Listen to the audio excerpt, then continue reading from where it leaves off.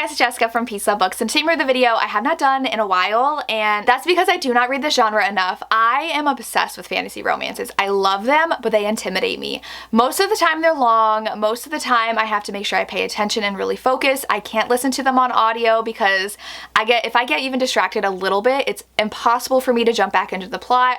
Versus like a contemporary, it's really easy if I like zone out for like a minute. I'm like, oh, I'm totally fine. I know what's happening. I really need to focus on fantasy romances, so they take a lot more time and they are long. So I have some of my favorite fantasy romances to share with you, and some of them are popular, but these are ones I think that are definitely worth the hype. I also have a few that I don't see talked about as much, so I will go ahead and get to my recommendations. I do have some linked below from videos I've done previously, but the first one I have to share, the second book comes out this month, and I am dying for it. One of my favorite books of the year last year. I am obsessed. For some reason, A Hero with Wings just like does something for me, and I'm obsessed with them. So I have The Serpent and the Wings of Night by Carissa Broadbent. This one's been super popular lately, but for good reason. It has so much different magic and creatures, and it has so much action, which I love in my fantasy romance.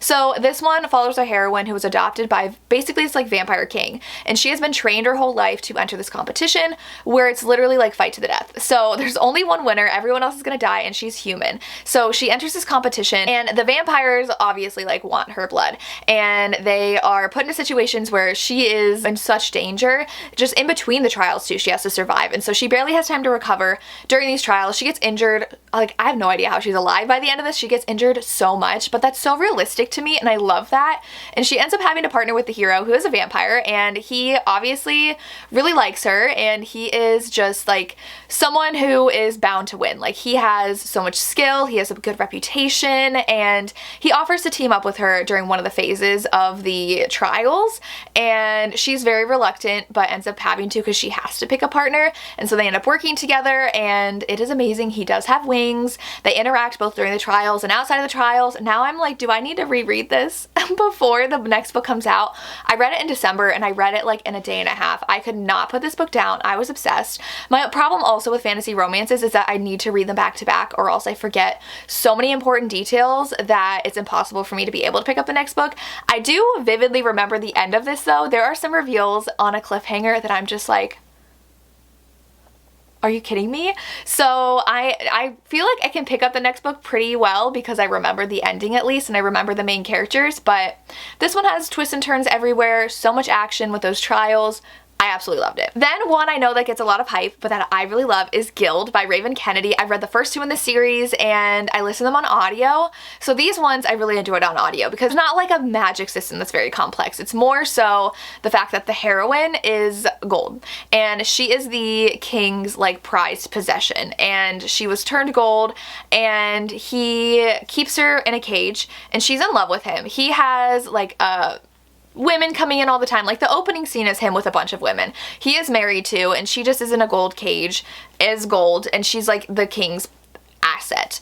And we go through different things where the heroine ends up being kidnapped at some point. She's traveling, and there's a lot of politics going on, and a lot of action at the end of this. I feel like the end of this book really picked up, but I really love the fact, like, looking at the complexity of the heroine being so in love with the king because he owns her and she just wants to serve him, and it's just so interesting, her being locked up in this kingdom, and I really liked it. There's lots of secrets revealed as well in this magic system too, and it's not like super complex, so like I said, so I really enjoyed that one, and I just find them very entertaining. I've read the first two. I did like the first one better than book two. Book two was a little slow, but the romance is also very slow because the romance is not with the king, so we don't really see our love interest that much in the first book, and it's like kind of developed in the second book, but I've heard it really develops in the next ones. But this one I think is worth the hype. It's a lot of fun. I'm excited to continue on with the series. Then I have Little Fire by Holly Manns. This one I read with my book club Ravished by Romance, and it was so good. And I, though, again, like, it comes back to me in little pieces, but I'm like, I probably should reread book one before jumping into the next one of the series. I think when we read it, only 1 or 2 books were out, so I find it hard to start romance series when not all the books are published, and that's what happened with another book on this list. But this one is really interesting because the heroine lives in this town, and some creatures come to attack. There's all these realms in this world. Creatures show up to attack them, and the hero shows up to protect the people and save them, and sees the heroine. I think she like throws herself in front of a friend to protect them, so she puts herself in harm's way. The hero goes to save her and throws them into another realm, and they're stuck. They didn't mean to go to that realm, so it is forced proximity. They have to survive in this realm together, and I think I remember like the hero particularly is really hated by a lot of people, so they have to protect themselves, and they have to wait for his people to come save them.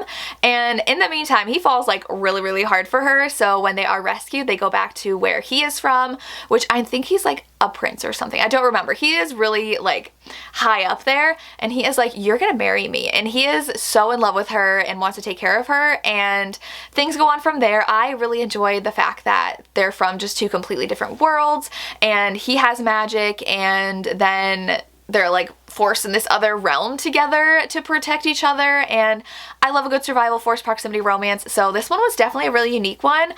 But like I said, I probably have to reread it before I can jump into the next one to remember any details. Another one that I read that I did give this 3 stars, but 3 stars was the lowest anybody rated this for my book club, so I want to recommend it to you because you might like it. It is The Longing of Lone Wolves. This is by Lana, and I don't know how to pronounce the last name, but I'm going to put the cover here. This one was really interesting because the first half was so good. So the heroine is from like present day. She can see things. She's a seer. She sees the future, and something happens where she literally wakes up like hundreds of thousands of years in the future, and Fae find her, and she is like, what is happening? Like, she was frozen in time for a amount of time, and nobody really believes her that she can see things. Like, her mom didn't believe her, and then her mom got scared when some more things came true, and so she uses her skills to survive in the past, and something happens. Stuff happens. So now she wakes up here, and the hero is invisible, and he's a wolf shifter, but he got in trouble. He was a guard, and he got in trouble, so now he's not able to shift, and he has to find this like true mate or else he's gonna die. So we can guess where things go. She is being attacked by these other wolf shifters, which one of them is his uncle, and I don't know if I mentioned he's invisible, part of his curse, but she can see him. So she sees him and asks him to help her while she's being attacked, and he does, and he binds them together. It takes her back to his cottage in the woods, and then he's like, we need to get to the main city so that she can talk to people and let them know what she knows. And so it's definitely a lot of travel, and they see like different creatures and have to survive together, and I loved that. Once they got to the cities, I stopped liking it as much because like the plot got really complicated, but I'm really intrigued by the series, and I've already reserved the next 2 audiobooks on my library because this one, again, like since I know the whole world, I feel like jumping into those audiobooks will be okay after getting a footing in the world and understanding it and knowing the characters, especially like with the spellings. It's a lot easier to like physically see on paper, okay, this is this person's name. So once I have that established, I am going to try out the audiobook of the next 2 ones, but like I said, the lowest rating out of everybody in our book club for Ravished by Romance was a 3-star. Lots of people really loved it. They gave it 4 or 5 stars, so just know I loved the beginning. It was like on track to be at least a 4-star, and then things got a little complicated and like the ending was just a little rushed, but I'm excited to see where the story goes. Apparently the first 3 are this couple story with a wolf shifter, and then we get vampires in the next 3, and I think like more characters in the next 3, so it's just a very intriguing world, and I really like the premise, and I love how our heroine is a seer. She has visions and she can see the future, and I really love that. So the last 2 are pretty well known, but the first one is The Bridge Kingdom. This one I'm obsessed with. I have not yet read The Stolen Heir. I love this book so much, and you need to read it if you haven't yet. This one, the heroine has been trained with her sisters their whole lives to be assassins, to infiltrate the like rival courts king and marry him and kill him, and so she ends up being picked and having to marry the hero, and is trying to sabotage him from the inside, but she's learning all these secrets, and does she really want to sabotage him, but will it be too late? And it's just like so complex and so good.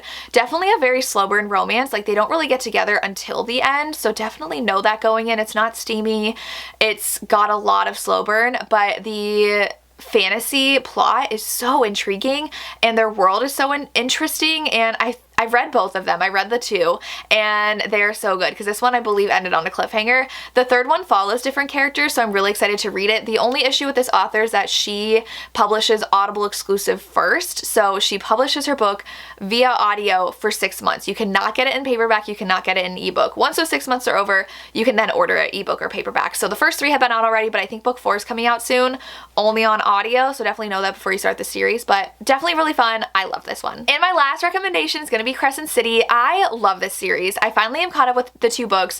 Book 1 is my favorite. I love book 1 so much action. I cried my eyes out in this book. I don't know what Sarah J Maas does, but everybody knows and loves ACOTAR series. Everybody knows and loves the Throne of Glass series, but this is her adult romance, and it is so emotional because the beginning starts out with the heroine losing people really, really close to her, and so she is just like in a fog. She does not know what to do. She just like is going through the motions of life, and she ends up having to team up with our hero, who is an angel, and he has some wings, and I love Hunt so much. Hunt is paying for crimes he did in the last war. He was on the wrong side. He was on like the right side, but they lost. And so he's been punished for it his whole life, and he is working with Bryce for a specific reason, and they do start falling for each other. This is super, super slow burn too. Like, this is not a spicy romance whatsoever. I don't even think there's like an actual spice scene in here. So don't expect super spice, but the romance is really amazing in here. I love Hunt so much. I love their connection. I love seeing them in book 2 as well. I love them together. We get a lot more characters introduced in book 2 and a lot more points of view in book 2. I didn't really love it as much because I feel like the plot was slower, because in book 1 there was so much that happened, especially in the last 25%. So much action packed in here. Book 2 didn't really have that. It was like the last itty bit that had some action in it, but I really love this world. I loved the ending of book 2 as well. So check this out if you're at all on the fence about it, because it's amazing. And those are some fantasy romances I've been loving. I have a ton on my TBR. I'd love to do another fantasy romance reading vlog at some point. Let me know your favorite fantasy romances, especially if they're ones that aren't talked about a lot. I would love to hear, and that's all I have. As always, thank you so much for watching, and have a good day. Bye.